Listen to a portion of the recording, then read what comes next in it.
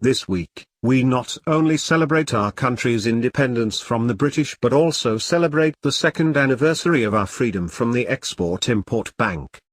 In an imperfect environment where cronyism, that's the unhealthy relationship between government and businesses, runs rampant, the fact that Boeing, General Electric and other giant manufacturers haven't been able to benefit from taxpayer-backed loans for the past 2 years is a huge victory.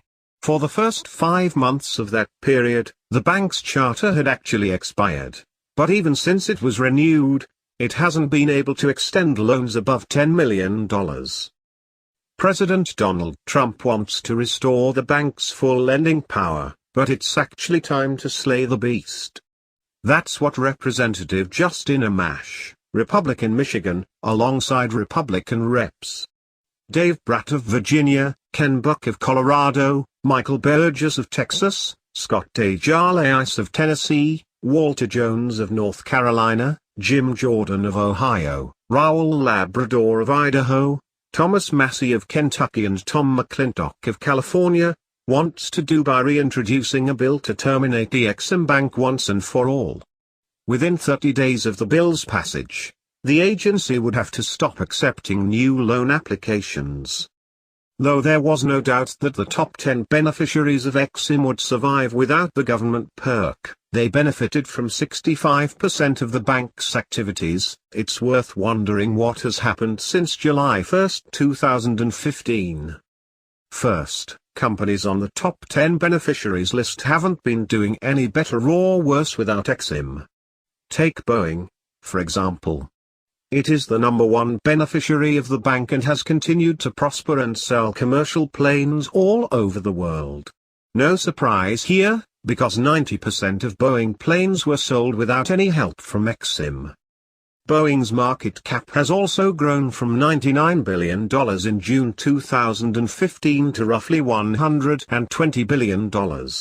Though I can't say that Boeing wouldn't be even richer and bigger with full Exim support, it's clearly doing well. It's also the case that it's not the role of the federal government to prop up the profits of private giants with subsidies. The company has been doing well against its competitor Airbus, in part because of the European maker's problem selling its A380 Super Jumbo. And in the end, this is what this business is all about. If you make a plane that no one wants to buy at a given price, no subsidies will change that. In addition, Airbus hasn't been able to soak in as much in subsidies as usual, either, because the UK's Serious Fraud Office has launched a criminal investigation into the dealings of Airbus because of allegations of bribery, fraud and corruption. It shows that the world will continue to produce commercial planes even if Airbus and Boeing sales aren't subsidized by taxpayers.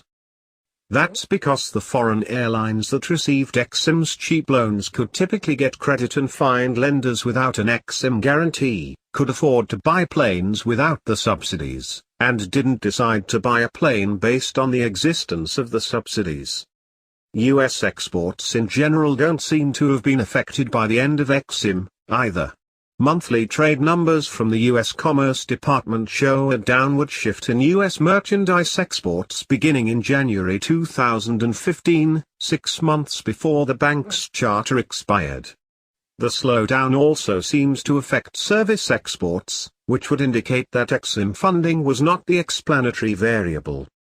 Also, the 2017 data, when compared with the data from the same period in 2016, show exports rebounding without any change in the status of Exim.